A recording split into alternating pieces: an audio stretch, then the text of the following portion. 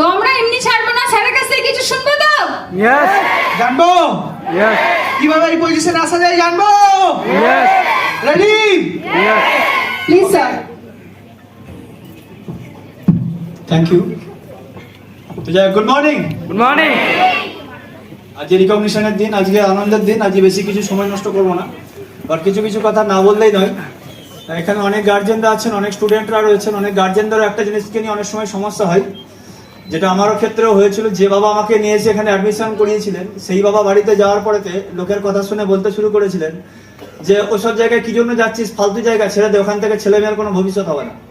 মানে শুধু অ্যাডমিশনের পর্যন্ত বাবা আমার সঙ্গে পজিটিভ ছিলেন, তারপর থেকে বাবাদের জায়গা থেকে বাবা কিন্তু নেগেটিভলি জায়গা করে গেছে।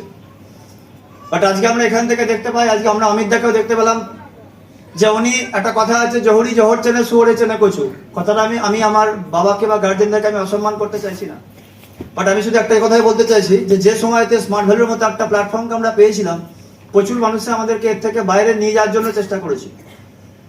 স্মার্ট ভ্যালুতে আসার আগে একটা জিনিসকে অসুবিধা হয়ে যায়, যেটা আজকের ইয়াং জেনারেশনের সঙ্গে আমাদের একটাই পার্থক্য, সেটা হচ্ছে তারা এখনো বাইরের মার্কেটটা দেখেনি, বাট আমরা বাইরের মার্কেটটা দেখে এসেছি।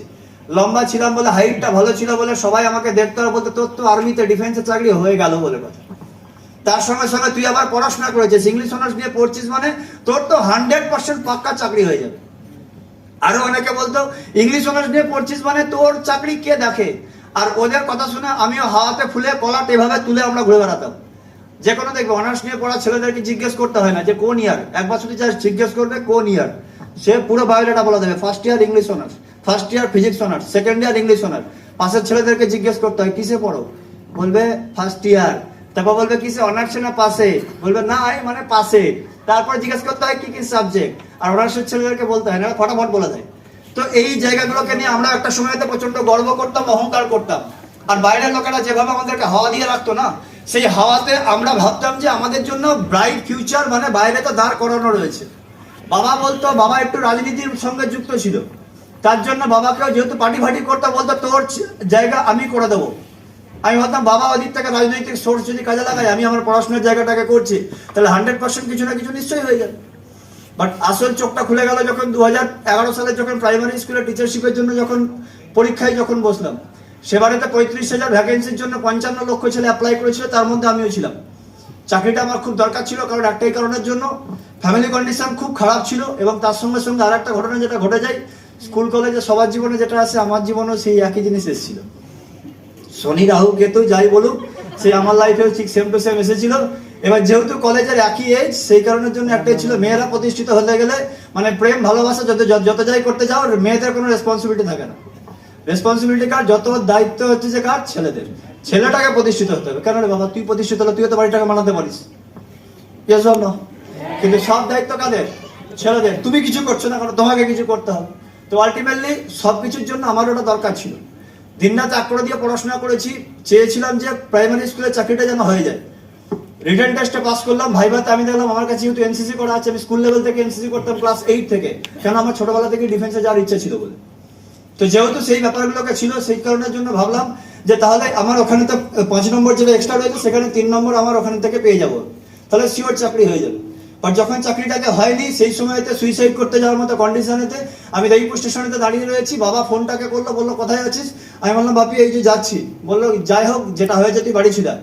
যখন আমি বাড়িতে গেলাম, বাবা আমাকে জড়িয়ে ধরে হাও হাও করে কেঁদেছিল, বললো বাবা তোর জন্য আমি শেষ রক্ষাটা করতে পারলাম না। আমি বললাম কেন, কি শেষ রক্ষা করতে পারলে না। তো তখন বলতো 3 লাখ টাকা চেয়েছিল তার ঘুষের জন্য, সেই টাকাটা আমি জোগাড় করতে পারিনি। সেদিনকে বাবাকে একটা কথা বলেছিলাম যে টাকা পয়সা দিয়ে ছেলেটাকে মানুষ করেছো, তারপরে তো দুটো রোজগার করানোর জন্য যদি ঘুষ দিতে হয়, আমি বলবো এমন শিক্ষা দেওয়ার থেকে না দেওয়া অনেক ভালো। যেটা আজকে প্রচুর প্রচুর গার্জেনদেরকে দেখতে পারি, নিম্ন মধ্যবিত্ত পরিবারের বাবা মায়েরা সর্বশান্ত হয়ে পড়াশোনা করানোর পরেতেও সেই ছেলেকে জমি বাড়ি বন্ধক দিয়ে সরকারি চাকরির জন্য ঘুষ দিতে যাচ্ছে, এবং যার কাণ্ড কারখানা আমরা কিছুদিন আগে দেখতে পেলাম। তো এইরকম একটা ঘটনা যখন দেখতে পেয়েছিলাম, তখন ওই যে একটা কথা আছে না, যে যদি কেউ সৎ পথে থাকে ভগবান আছে তার জন্য। তারপরে তো প্রায় 1 সপ্তাহ প্লাস আমি বিছানায় শয্যাশায়ী হয়ে গিয়েছিলাম।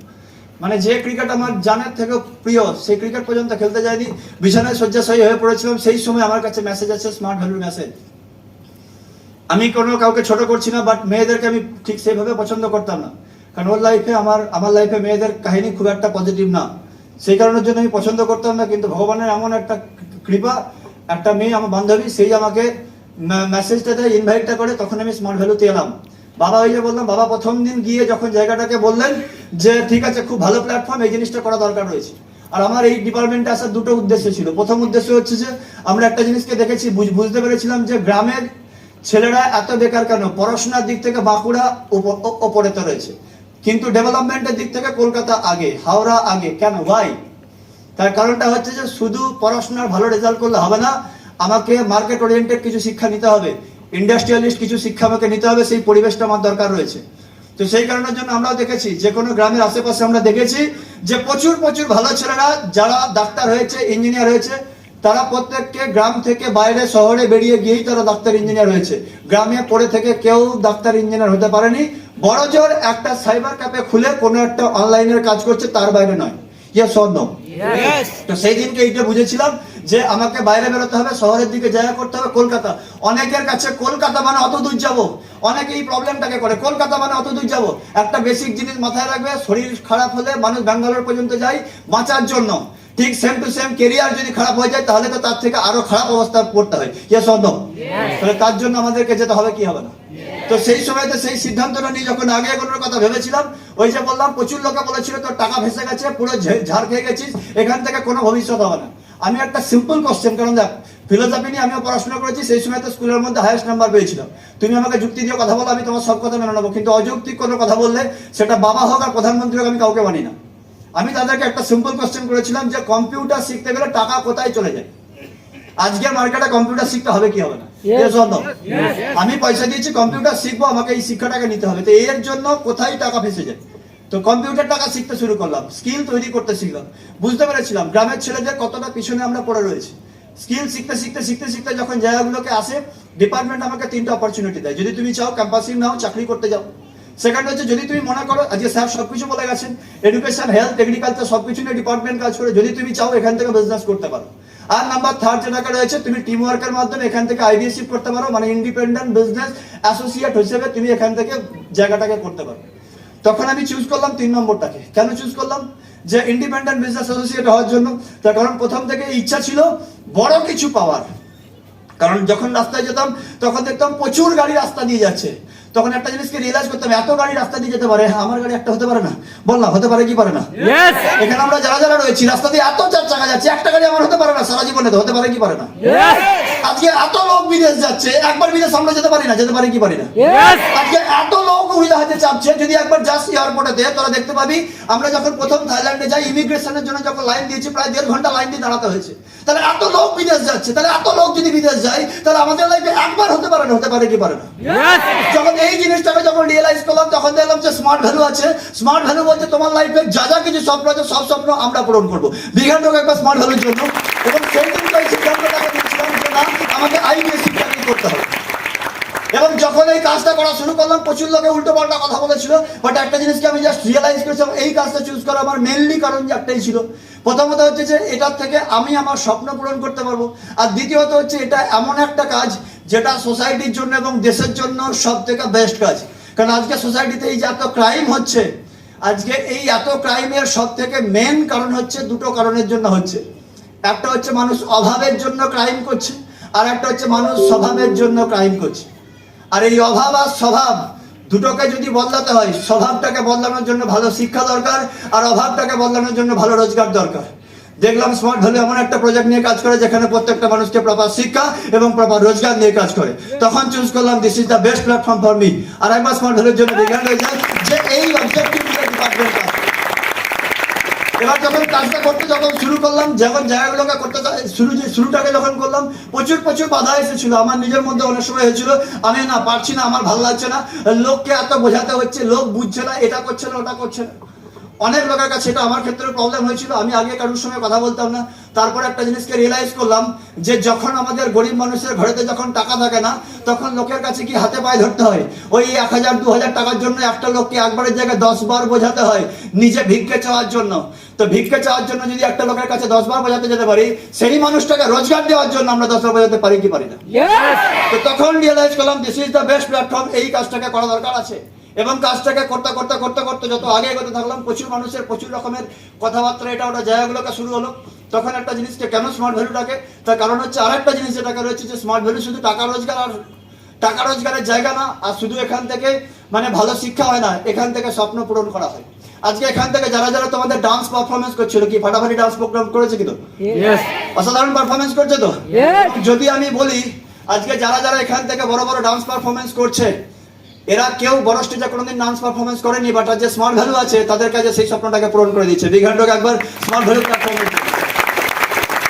এবং এটা আমার ইচ্ছা রয়েছে, আমি ওদেরকে বলা উচিত যে তোমাদের যাদের যাদের যা যা শখ আছে, যা যা স্বপ্ন আছে, তোমরা স্মার্ট ভ্যালুর সঙ্গে লেগে থাকো। আগামী দিনে 100 না 200% আমাদের সব স্বপ্ন পূরণ করবো।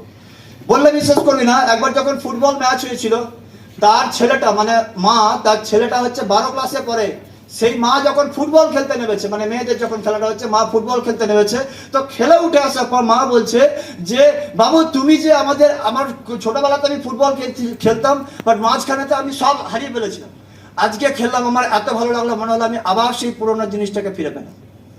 দিস ইজ দ্য প্ল্যাটফর্ম যেখান থেকে আমরা একই সঙ্গে রোজগার করব, একই সঙ্গে প্রত্যেকটা মানুষের পাশে দাঁড়াবো, এবং তার সঙ্গে সঙ্গে যার যা যা স্বপ্ন আছে সেগুলোকে আমরা পূরণ করবো। রেডি আছে আমরা প্রত্যেকে? আর লাস্ট একটা এক্সপিরিয়েন্স শেয়ার করে, রিসেন্ট কিছুদিন আগেকার একটা এক্সপিরিয়েন্স শেয়ার করে আজকে সেশনটাকে মানে আগে এগোনোর জন্য বলবো। আমাদের প্রচুর মানুষ অনেক সময় অনেক রকমের উপদেশ, আমি কোনো মানুষকে ছোট বলছি না, আমি কোনো কাউকে ছোট করছি না। জীবনে আগে এগোতে গেলে প্রচুর লোক তো থাকবেই, সেখান থেকে তোমাকে সঠিক মানুষটাকে আগে চুজ করে নিয়ে আগে এগোতে হবে। প্রচুর লোকে তোমাকে পরামর্শ দেবে, তো সেই জিনিসগুলোর জন্য জাস্ট একটা এক্সপিরিয়েন্সের কথা বলবো, যেটাকে না বললেই নয়। সেদিনকে হঠাৎ করে বিষ্ণুপ্রিয়া স্টেশনে তো দাঁড়িয়ে রয়েছি, তো ট্রেন আসবে, সেই সময় তো দাঁড়িয়ে রয়েছি, হঠাৎ করে দেখছি একটা কুকুর রয়েছে, তো সেই কুকুরটা লাইনের মাঝখানেতে দাঁড়িয়ে রয়েছে। তো যখন লাইনের মাঝখানে দাঁড়িয়ে রয়েছে, এবার তখন নর্মাল ওয়েদার ছিল, তো এদিক ওদিক যাতায়াত করছিল না। হঠাৎ করে সেই সময়তে প্রচণ্ড পরিমাণে বৃষ্টি শুরু হয়ে যায়। যখন বৃষ্টি শুরু হয়ে যায়, কুকুরটা কোথায় যাবে কিছু খুঁজে উঠতে পারছে না। এবার কুকুরটা যখন খুঁজে উঠতে পারে না, অলরেডি দুদিকে লাইনের খবর হয়ে গেছে, মানে এদিকেও গাড়ি আসবে খবর হয়ে গেছে, আপ এবং ডাউন দুদিকেরই খবর হয়ে গেছে। তো দেখলাম যখনই আপ ডাউনের দুদিকের খবর হয়ে গেছে, প্রচণ্ড পরিমাণে বৃষ্টি হচ্ছে, সবাইকার নজর হচ্ছে কুকুরটার দিকে, যে কুকুরটা কোন দিকে, মানে বারবার করে চেষ্টা করছে প্ল্যাটফর্মে উঠতে, একবার এদিক দিয়ে উঠতে যাচ্ছে, একবার ওদিক দিয়ে উঠতে যাচ্ছে, কিন্তু কিছুতেই উঠতে পারছে না।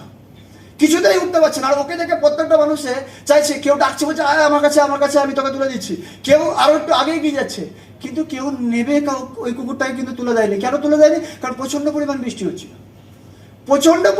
হচ্ছিল সেখানেতে, মানে মুষলধারে বৃষ্টি হচ্ছে, আর কুকুরটা একবার এদিক যাচ্ছে, একবার ওদিক যাচ্ছে, একবার ওদিক যাচ্ছে, একবার এদিক যাচ্ছে, একবার এদিক যাচ্ছে, ওদিক যাচ্ছে, প্রায় কমপক্ষে 10 মিনিট কুকুরটা এরকম ভাবে জায়গা করবার পর, তারপরে হঠাৎ করে তার জায়গাটাকে এলাম, দেখছি দুদিক থেকে ওদিক থেকে অলরেডি ট্রেন আসছে।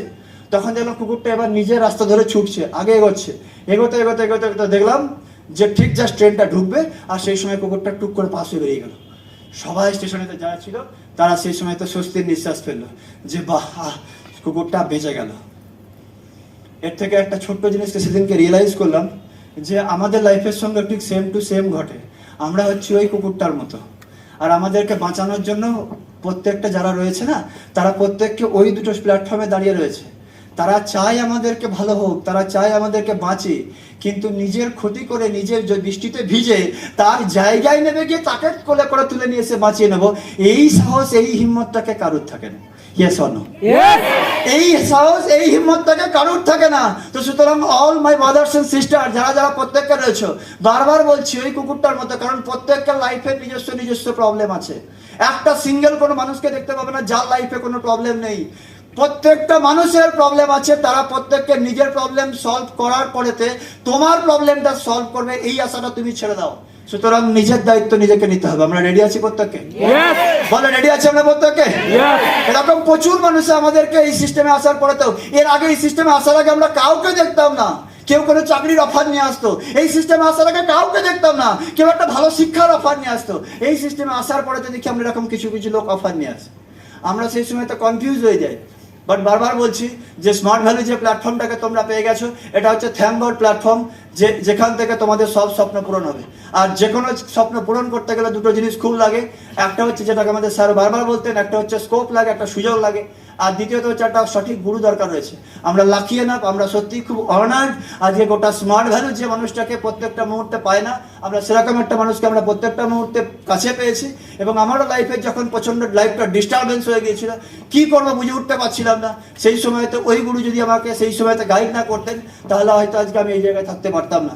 তো আমি সেই কারণের জন্য একবার অমিতের জন্য একটা বিঘ্ন চাই নেবো, যে তিনি আর কেউ নন, তিনি হচ্ছেন আমাদের সবার প্রিয় গ্রেট লিডার মিস্টার অমিত রয়, যিনি সেই সময়তে গাইড না করতেন এবং আজও উনি হাত ধরে প্রত্যেকটা মুহূর্তে আমাদেরকে আগে পথ চলতে সাহায্য করেন বলেই আজকে আমরা কিন্তু এভাবে এগোতে থাকি। আর একটা ছোট্ট, আমাদের শিক্ষাগত যোগ্যতা বিশাল কিছু নয়, ওনাদের ব্যাংক ম্যানেজার এখানে তো অনেক হাইফাই ডিগ্রিওয়ালা অনেকেই রয়েছে, সেই তুলনায় আমাদের শিক্ষাগত যোগ্যতা কিচ্ছু নয়। শুধু একটা ছোট্ট বুদ্ধি আমি খাটিয়ে রেখে এখানেতে পড়েছিলাম, যে একটা চন্দন কাঠের সঙ্গে যদি একটা নর্মাল কাঠ সাথে রেখে দেওয়া হয়, সেই কাঠটা থেকে কিছুদিন পর চন্দন কাঠের গন্ধ বেরোতে শুরু করে। Yes or no? অর্থাৎ এখানে যে স্যারেরা রয়েছেন তাদের যদি অডি হয়, ওয়ার্ল্ড ট্যুর হয়, তাদের সঙ্গে সঙ্গে যদি আমরা একটু টাচে থাকতে পারি, তাহলে আমাদেরও তো ফরেন ট্রিপ, আমাদেরও গাড়ি হয়ে যাবে। আর অলরেডি সেগুলো থাকতে থাকতে আমাদের সঙ্গে হয়েছে। আগামী দিনে জানি এই ঘরের প্রত্যেকটা ছেলে মেয়ের সঙ্গে সেই স্বপ্ন পূরণ হবে। আমরা রেডি তো প্রত্যেককে সেই দিনটার জন্য? রেডি আমরা প্রত্যেককে সেই দিনটার জন্য? যদি হিম্মত থাকে, একটা কথা দিয়ে আছে, হিম্মতে মর্দা তো মদতে খুদা। যদি বান্দার মধ্যে যদি হিম্মত থাকে, সবকিছু চলে গেল, স্মার্ট ভ্যালু আছে, ডিপার্টমেন্ট আছে, এখান থেকে জিরো থেকে আবার হিরো হয়ে দাঁড় করানো যায়। তো wish you all the best, প্রত্যেককে ভালো থাকবে। আজকের জন্য এই পর্যন্ত।